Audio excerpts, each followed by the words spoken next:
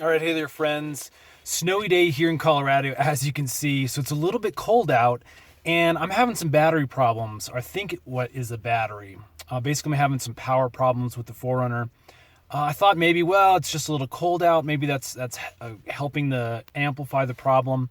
But let me show you what we're currently working with. Okay, so here's my ignition, right? So I can put this in and turn it on, and you can see I actually have power. I can make, basically turn the headlights on over here if I need to. I can make the windshield wipers go. You can see they're actually very, very slow though. So that's a good indication that my battery is just not offering enough power.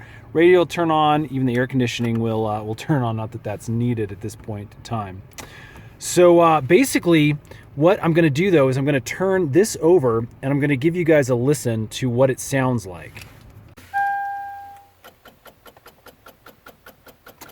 So you hear that clicking? You can also see the lights are kind of indicating that they're blinking back on and off. It looks like, again, a battery problem, potentially an alternator problem. So I'm gonna do a little bit of investigating and see what we can find out.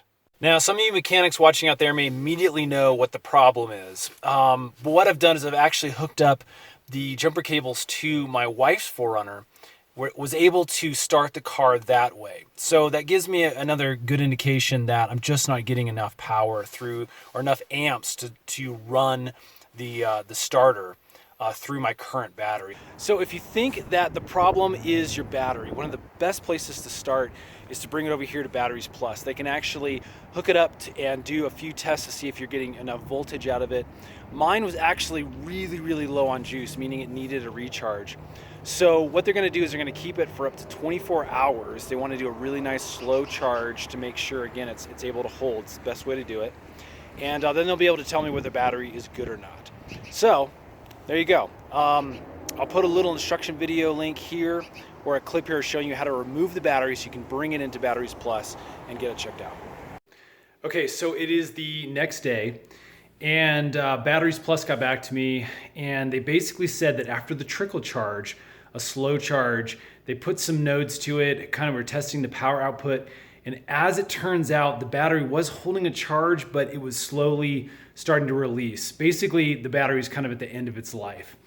Now, I could probably get away with keeping it for a little bit, but with the cold weather that we're experiencing here in Colorado, it really is a much better idea to get a new one. Did some investigating, it looks like this battery was about 8 years old. Now, you hope to get maybe 10 years of life out of a battery, but 8 years is pretty decent. So I'm gonna go ahead and purchase a new battery, and I did that. Let me show you what I ended up getting.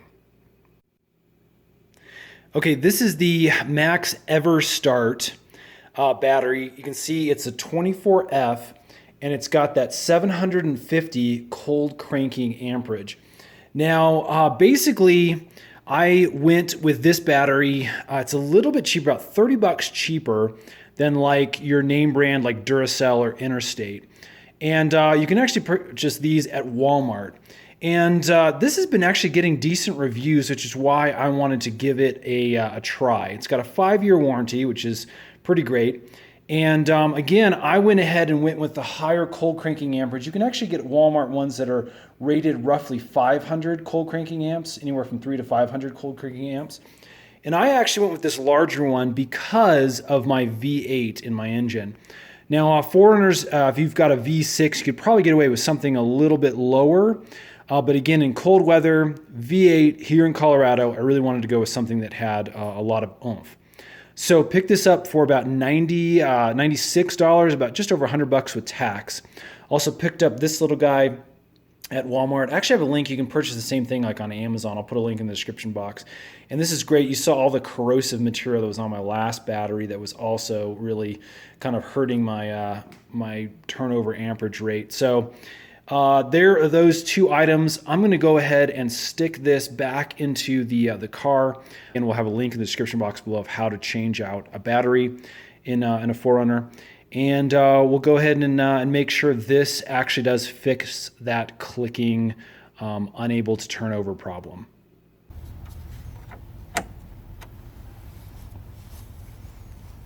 Okay, we have everything on. Everything's in place. The last thing to do now is to give it a turnover and make sure we're able to fire up the engine. Just gonna turn her over here. There you go. Looks like we are firing good.